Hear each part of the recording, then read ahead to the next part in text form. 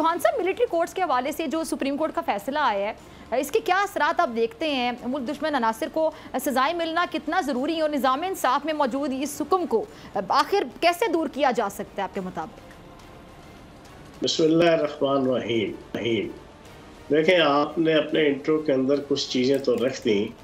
मैं आपके सामने कुछ फैक्ट्स एंड फिगर्स रखूँगा।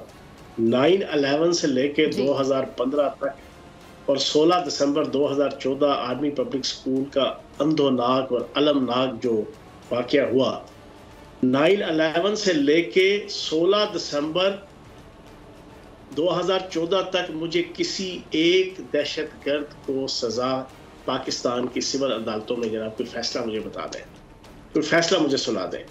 और इसके दरमियान सैकड़ों दहशतगर्दी के, हज़ारों दहशतगर्दी के वाक़यात हुए, आपके दहशतगर्द पकड़े गए, लेकिन सिविल अदालतों में इतनी इनकम्पिटेंसी थी, डर था, खौफ था, सुकम थे प्रोसिक्यूशन के और आपकी जनाब इन्वेस्टिगेशन के, और इतना प्रेशर होता था, जान का खौफ इतना होता था कि एक दहशतगर्द को सजा नहीं हुई। फिर क्या हुआ? फिर जनाब 2015 के अंदर APS के वाक़े के बाद पूरी पाकिस्तान की सियासी क़यादत बैठ के आपका जनाब 21वीं तरमीम लेके आते हैं और उसमें आर्मी एक्ट 1952 में थोड़ी सी तरमीम करके उसमें सिविलियंस को बीच में शामिल करके आपकी आर्मी की जनाब कोर्ट्स बनती हैं और धड़ाधड़ उन दहशतगर्दों को जनाब सजाएं मिलती हैं, सजाएं मिलती हैं।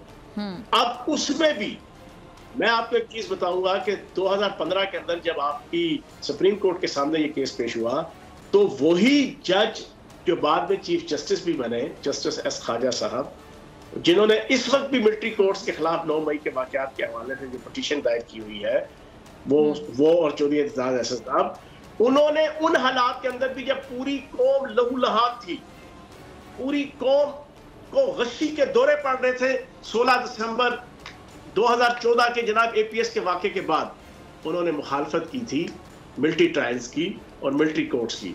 हाँ, अगर तो जनाब आपके 15 साल 16 साल में सिविल अदालतों ने कोई परफॉर्मेंस दी होती, कोई एफिशिएंसी होती, लोगों को इंसाफ मिल रहा होता, दहशतगर्दों को सजाएं मिल रही होती, हमारे तकरीबन 80,000 से जायद 1 लाख के करीब जाने, जिसमें पाक फौज के जवान, अफसर, पुलिस के जनाब अफसरान, जवान, आपके हर वक्त में फिक्र, हर मजहब के लोग, आम सिविलियन जिसमें शहीद होते रहे, किसी को सजा नहीं हुई थी। लेकिन फिर भी इन्होंने जस्टिस S ख्वाजा साहब ने उसकी मुखालफत की, उसकी मुखालफत में जनाब वर्डिक्ट दी।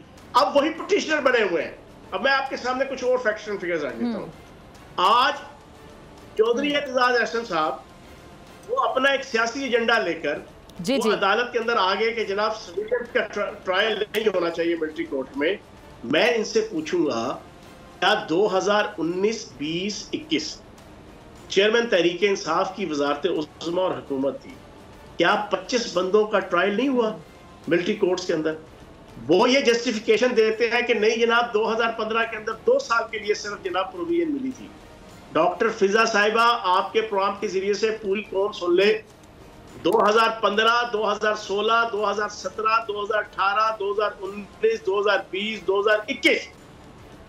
2021 तक सिविलियन के मिलिट्री कोर्ट के अंदर जनाब केसेस चलते रहे और चेयरमैन तहरीक इंसाफ की वजारत उज़्मा में 25 लोगों को जनाब सजाएं हुई, जिनमें से 3 को सजाए मौत हुई। वो अलग बात है कि लाहौर हाई कोर्ट में जाके वो चेंज हो गई। उसमें एक और बड़ा दिलचस्प आपको मैं केस सुनाऊं।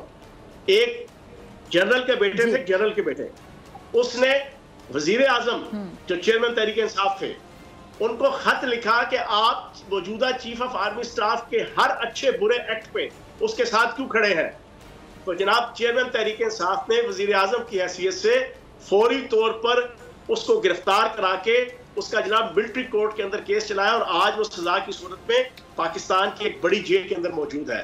तो भाई आप अपने दौर के अंदर करें तो रासलीला, जब कोई दूसरा करने की कोशिश करे पाकिस्तान को बचाने की खातिर, पाकिस्तान की सॉवरेनिटी की खातिर, पाकिस्तान की खातिर, तो उसका कैरेक्टर ढीला।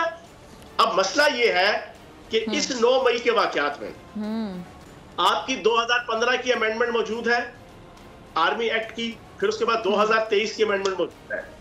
आर्मी एक्ट का सेक्शन 2(1)(d) उसकी क्लास 1 क्लास 2 कैटेगोरिकली लिखा हुआ है कि जो सिविलियन भी हमला करेगा प्रॉपर्टीज के ऊपर या आर्मी मैन के ऊपर या उसको उठाएगा, उसका जनाब ट्रायल होगा मिलिट्री कोर्ट्स के अंदर।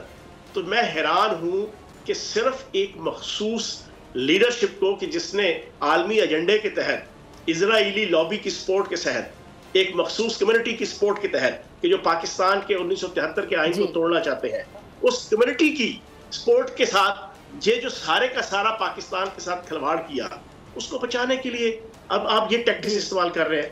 तो मैं ये समझता हूं कि ये जो फैसला आया है सुप्रीम कोर्ट का, ये इंतहाई जहर कातिल है मेरी जाती नजर में भी और पाकिस्तान का दर्द रखने वाले लोगों की नजरों में भी। ये इंतहाई जहर कातिल है। इससे उन तमाम दहशतगर्द तंजीमों को एक हौसला मिला है कि जो पाक अफवाज की तंसीबात पे हमला करते थे, अफसरान पे हमला करते थे। और आप यकीन जाने कल भी जनाब 2 जवान शहीद हुए, हर रोज जवान और अफसर शहीद हो रहे हैं इन सिविल दहशतगर्दों की जनाब अटैक्स की वजह से।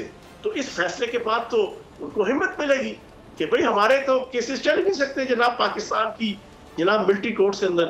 और सिविल कोर्ट्स का मैंने आपको हिस्ट्री बता दी कि आज तक कभी सिविल कोर्ट के अंदर दहशतगर्द को सजा नहीं हुई। अगर आपको ये वीडियो पसंद आई तो सब्सक्राइब करें और बेल आइकन पर क्लिक करें। सब्सक्राइब करें और बेल दबाएं ताकि कोई खबर रह न जाए।